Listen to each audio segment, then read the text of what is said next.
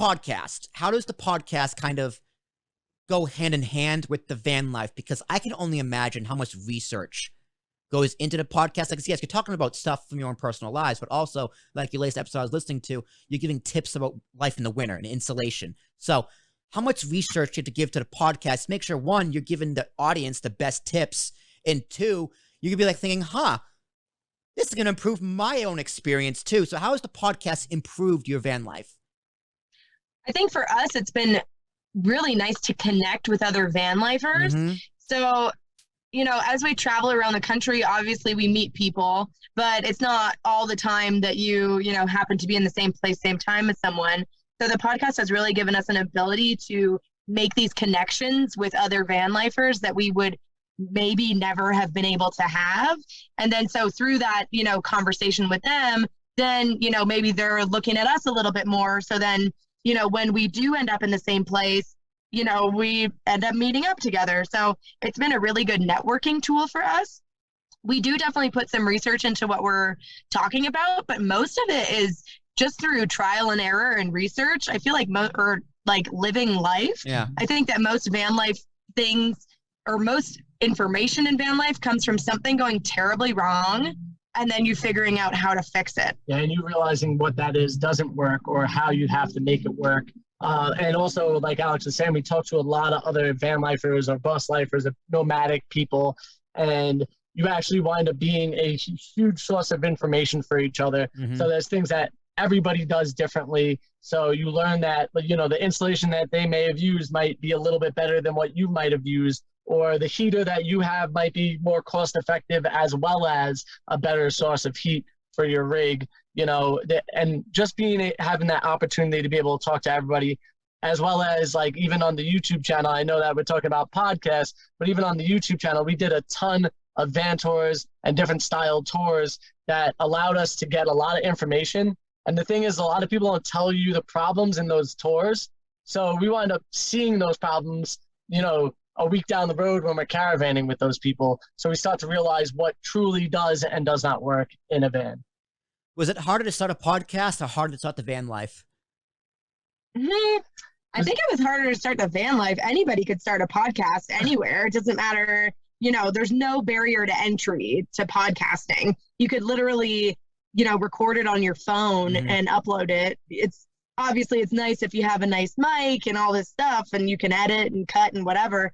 But, it's almost the same as YouTube. Like people are like, oh, do I need all this fancy equipment? Blah, blah, blah. No, you could literally start your channel with nothing. And I think that the thing about it is the more time you put into it and the more committed you are to making it good and making it better and making it useful, the higher that quality. Yeah, it just over time you get better at doing it. And that's like anything. Whereas van life, you got to build a freaking van.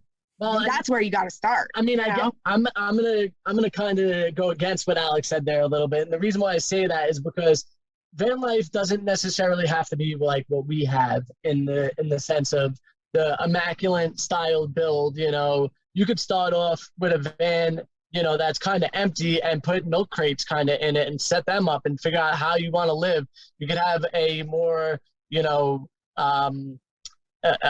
you don't have to have that electric water pump. You could have just like the bottle that you could fill up a foot pump or something that you could just fill, and then you could turn it over and open up the valve and fill up your water bottle and wash your hands from that. So you could come into van life, and say you find a van for $1,000 and you could build out a van for less than $1,000 and be in it for $2,000, but you're not going to have the, like if you're editing the video and you're getting better at it, as you edit the van and you change it around, it gets nicer, it gets more appealing, it becomes, more homey. And as you level up in the sense of, creating a better space for yourself, that's how it becomes, more glamorous for you to live, if that makes sense. So do you consider your podcast like a job? Is your podcast more of a passion project that goes towards, your lifestyle, or is it more of a business tool to help enhance your lifestyle? I think it's a bit of both. Yeah, we do really enjoy it and we love talking to new people, but it's also been a really great way for us to reach a whole new audience. Mm-hmm. You know, some people like watching things, some people like listening to things. Mm-hmm. And so having the medium of the podcast has really introduced us to a whole lot of new people who might never have found us had it not been for the podcast. Mm-hmm. So it definitely has opened a lot of doors in that kind of way because, you know, then those people come and check out the YouTube channel, or they come and check out the Patreon, or they buy a copy of the book, or, you know, whatever it is. You know, obviously we're providing as much free value as we possibly can, but it is a business decision also.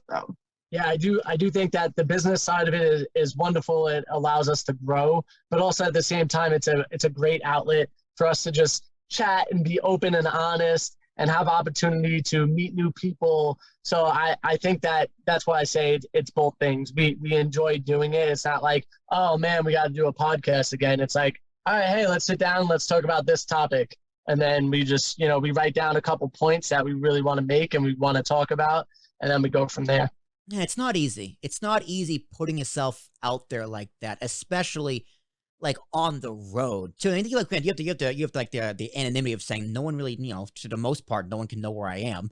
So there's that. But like, I struggle with that sometimes. It's like, yeah, this is a podcast. You know, I talk to podcasts, my other podcasts where I talk to non-podcasters. I find them interesting, but it's still putting yourself out there